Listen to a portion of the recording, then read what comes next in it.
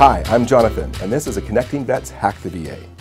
No one likes to waste time when you're sitting at the medical center, so here are a few tips that we've come up with to help you cut back on your wait time while you're there. Schedule appointments either first thing in the morning or right after lunch. Doctors outside the VA have patient quotas to fill. VA doctors don't, so they tend to spend more time with their patients and often run over scheduled times. Having an appointment first thing in the morning all but guarantees that you'll be seen on time. Do you have a referral to a specialty clinic? Make the appointment yourself. Don't wait for the clinic to call you. And don't ask for a time. Tell them what works for you first.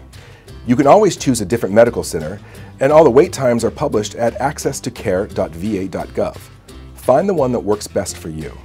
If you can't wait, then go to a VA emergency room.